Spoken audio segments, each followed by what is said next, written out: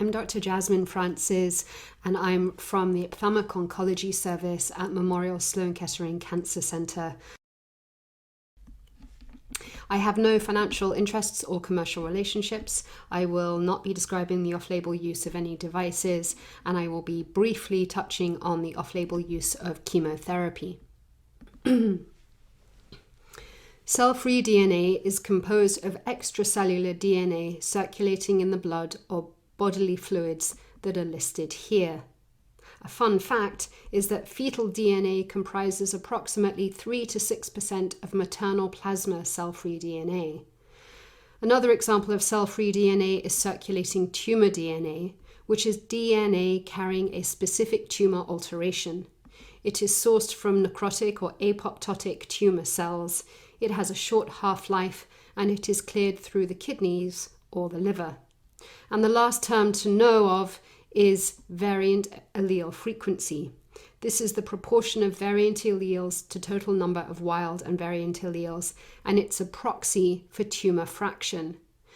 And to emphasize the delicacy of what we are talking about today, there are only 5 molecules of circulating tumor DNA in 20 cc's of blood. Let's review the ways in which we can currently test for genetics in patients with retinoblastoma. We can use a tumor specimen to detect both somatic and germline mutations. However, this testing is only safe and available on enucleated specimens.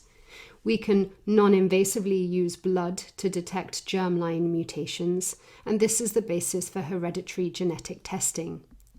New to our field is the ability to use aqueous humor.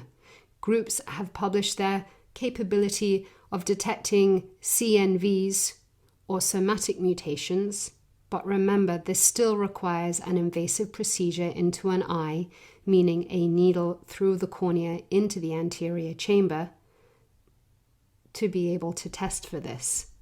And therefore, we ask the question, what about using a blood specimen to identify for circulating tumor DNA in retinoblastoma and to avoid the need for placing a needle into an eye with active tumor? There are skeptics. One group looked at 20 cases of cell-free DNA in blood and found no positive specimens, and they concluded that aqueous humor is superior to blood as a liquid biopsy for retinoblastoma. And in the New England Journal of Medicine, Allele and colleagues wrote, circulating tumor DNA in blood is unlikely to detect tumors smaller than 10 millimeters, and many of the intraocular retinoblastoma tumors that we have are 10 millimeters or less. So we used our MSK Access, which is an assay that allows us to evaluate for circulating tumor DNA in blood. This is a next-generation sequencing platform that uses deep sequencing and hybridization capture. It was used for research for 5 years and was subsequently approved by New York State, which is one of the most difficult states to obtain approval, in 2019. It looks at plasma and buffy coat, and it allows for differentiation between germline and somatic mutations. It also eliminates clonal hematopoiesis.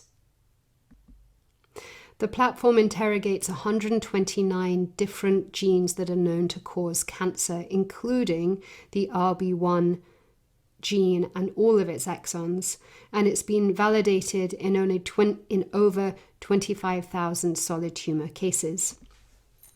So back to the question of whether circulating tumor DNA is detectable in the blood of naive retinoblastoma patients.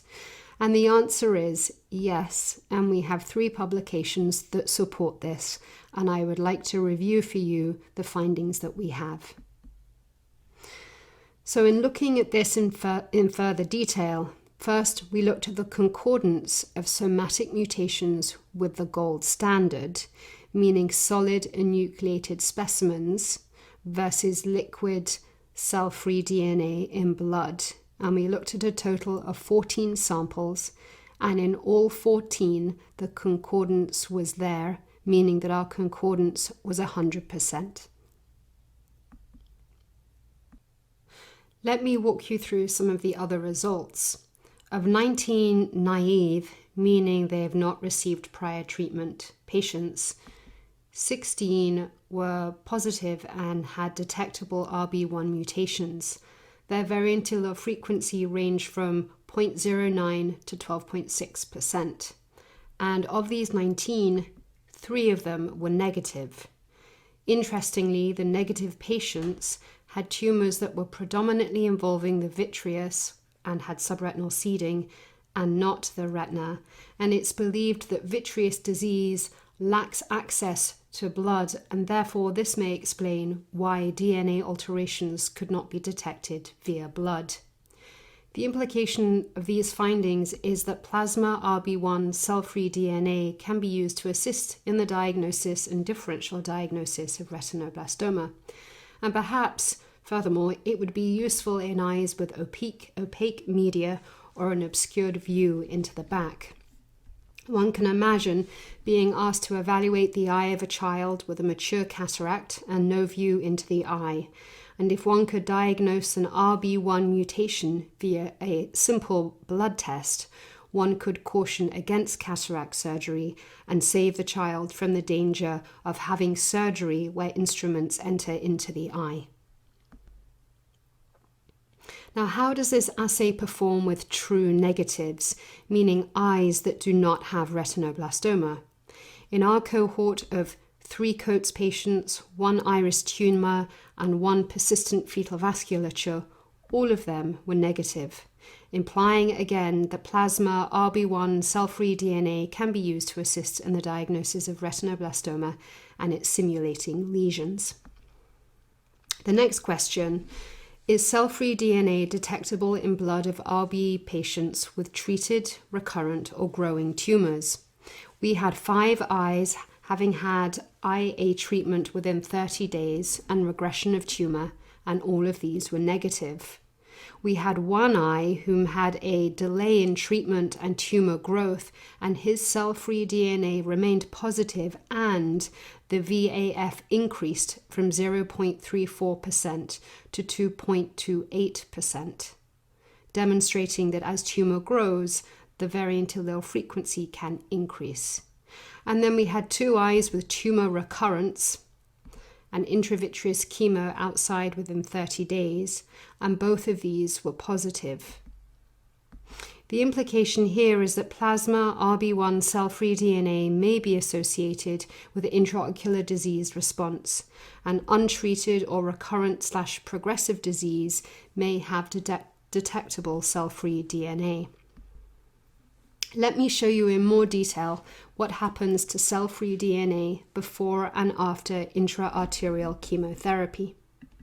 Here you can see 5 eyes with measurable cell-free DNA prior to treatment. And here you can see the first bar demonstrates how high the VAF is. The next time points are all following subsequent cycles of intra-arterial chemotherapy and continued regression of tumor, and as this happens, the VAF shows a decremental decrease. This suggests that VAF changes could be a biomarker for treatment response. And finally, 21 eyes with inactive disease ranging from 3 to 20 months follow-up after treatment were all negative, again showing that cell-free DNA may be associated with intraocular disease response, and again cell-free DNA could be helpful in understanding the disease status of eyes that have no view to the back, and therefore could guide management of these retinoblastoma patients. In summary, this plasma assay has no need to breach the eye, and that is of great value. Circulating tumor DNA can be tested in the blood of almost all naive eyes. It could be useful in the differential diagnosis of retinoblastoma. It could be useful in eyes that have opaque media or no view into the eye. Perhaps this assay could be useful to monitor disease regression, progression, and recurrence. And finally, it is a non-invasive way to detect retinoblastoma through a liquid biopsy. I leave you here with my email address. I again want to express my gratitude for allowing me to give you this talk and to share our results with you. And I encourage anybody that has any questions to please email me at this address. Thank you, and I hope everyone has a good day.